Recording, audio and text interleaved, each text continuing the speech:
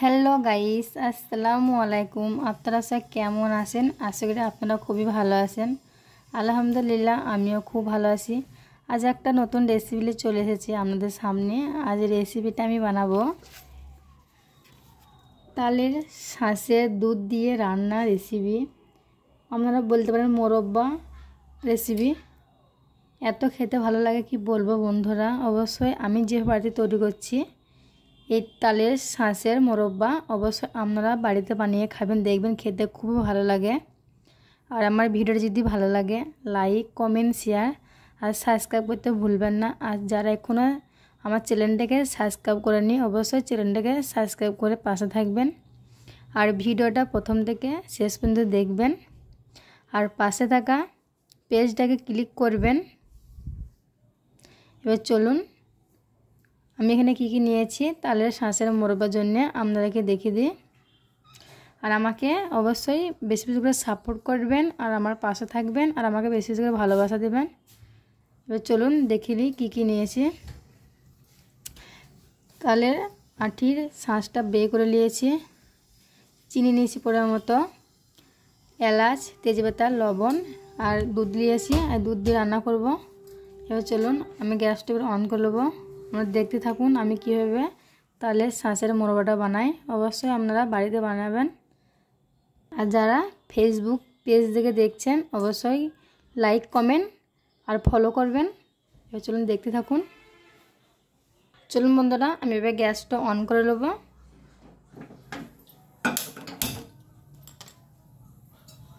দেখুন বন্ধুরা আমি গ্যাসটা অন করে নিয়েছি। গ্যাসের মধ্যে আমি কড়াইটা চাপিয়ে দেবো।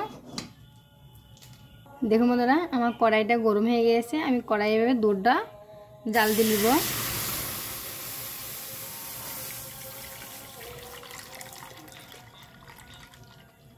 দেখুন বন্ধুরা আমি দুধটা ভালো করে ফুটিয়ে নেবো। এবার আমি একবার লেড়ে দেবো, দুধটা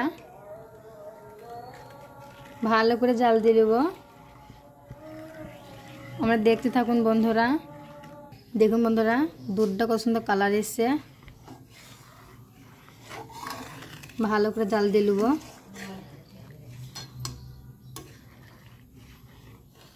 দেখুন বন্ধুরা আমি এবার চিনিটা দিয়ে দেবো।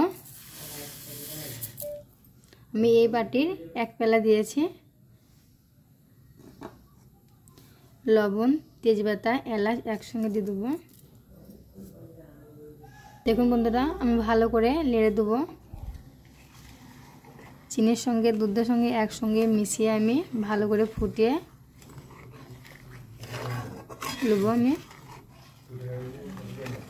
খেতে কি ভালো লাগে বন্ধুরা। আপনারা রুটি দিয়েও খেতে পারেন, রুটি পরোটার সাথে খেতে পারেন, আপনারা শুধুও খেতে পারেন।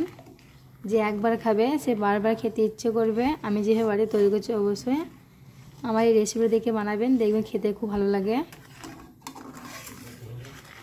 দেখুন বন্ধুরা কত সুন্দর কালার এসছে। দেখুন বন্ধুরা আমি ঘি দিয়ে দেবো, খেতে খুব ভালো লাগবে। আমি এবার লেড়ে দেবো।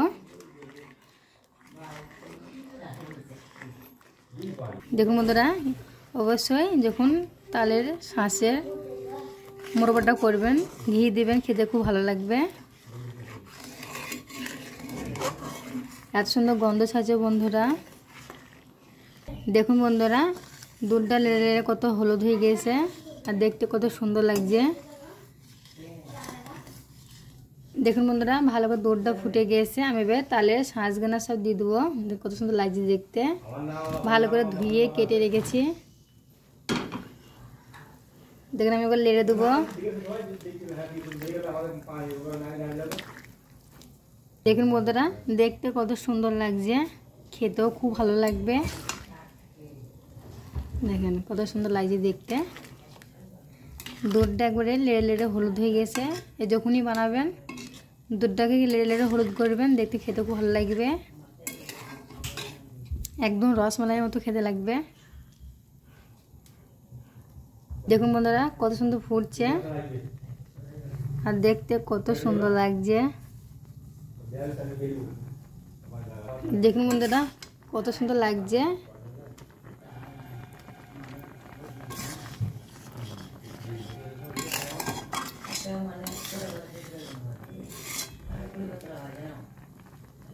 দেখুন বন্ধুরা, তালের শাঁসের মোরব্বাটা কত সুন্দর লাগছে দেখতে। অবশ্যই আপনারা বাড়িতে বানাবেন কিন্তু।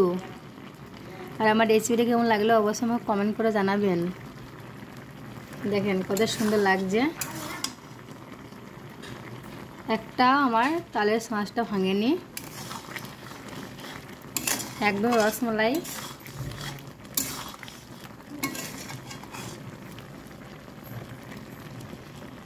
দেখুন বন্ধুরা, আমার তালের শাঁসের মোরব্বাটা হয়ে গিয়েছে। আমি এবার গ্যাসটা অফ করে দেবো, আপনারা দেখতে থাকুন। দেখুন বন্ধুরা, আমার তালের শাঁসের মোরব্বাটা হয়ে গেছে আর দেখতে কত সুন্দর লাগছে। দেখেন